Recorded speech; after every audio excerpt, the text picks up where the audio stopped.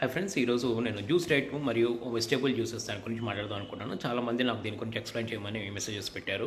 ఈ మధ్య మన ప్రమోషన్స్ ఎక్కువైనాయండి యూట్యూబ్లో, వాటిల్లో కొంతమంది అన్క్వాలిఫైడ్ న్యూట్రిషనిస్టులు వీళ్ళు ఏం చెప్తున్నారంటే వెజిటేబుల్ జ్యూస్ తాగండి, కొన్ని జ్యూసెస్ మిక్స్ చేసుకొని రోజు జ్యూస్ తాగండి, అదే మీ డైట్లో జ్యూస్ డైట్గా చేసుకోండి, ఒక 1 మంత్ 2 మంత్స్ అలా తీసుకోండి, మీరు విపరీతంగా వెయిట్ లాస్ అవుతారు, సో దానివల్ల మీకు బెనిఫిట్ ఉంటుందని చెప్తున్నారు.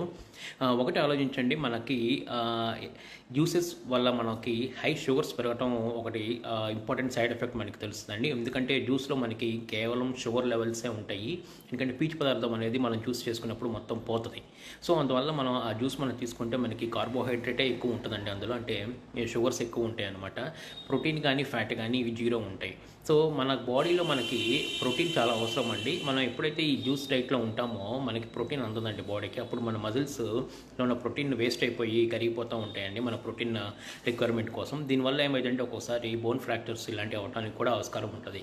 తర్వాత ఇంకోటి ఏంటంటే మనకి కొన్ని విటమిన్స్, ఫ్యాట్ సాల్బుల్ విటమిన్స్ అండి, అవి మనం ఎప్పుడైతే కనుక ఈ ఓన్లీ జ్యూసెస్ మీద వెజిటేబుల్ జ్యూసెస్ మీద ఉంటామో ఈ ఫ్యాట్ సాల్బుల్ విటమిన్స్ కూడా మనకి అబ్జర్వ్ అవ్వు.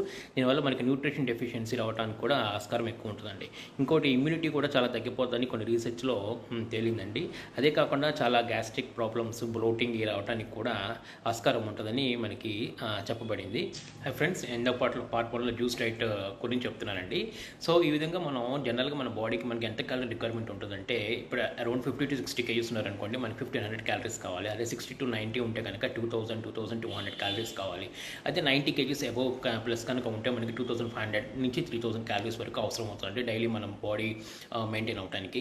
అయితే మనం ఎప్పుడైతే ఈ జ్యూస్ డైట్లోకి మనం దిగుతామో అందులో కేవలం కార్బోహైడ్రేట్ మాత్రమే ఉంటుంది, ఎక్కువ షుగర్స్ మాత్రమే ఉంటాయి. సో దీనివల్ల ఏమైందంటే మనకి ఎన్ని మనం జ్యూస్ తాగినా 700 to 1000 క్యాలరీస్ కన్నా మనకి రాదండి. సో దీనివల్ల మనకి విపరీతమైన నీరసం రావటం, తర్వాత ఒక్కోసారి డిజీనెస్ రావటం, తర్వాత గ్యాస్ట్రైటిస్ రావటం ఇలాంటివి జరుగుతూ ఉంటుంది.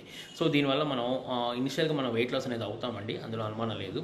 కానీ ఎప్పుడైతే మీరు 1 month తర్వాత నార్మల్ ఫుడ్కి వచ్చేస్తారో మీరు దీనికి డబుల్గా వెయిట్ పెరుగుతారండి. దీన్ని యోయో ఎఫెక్ట్ అంటాము.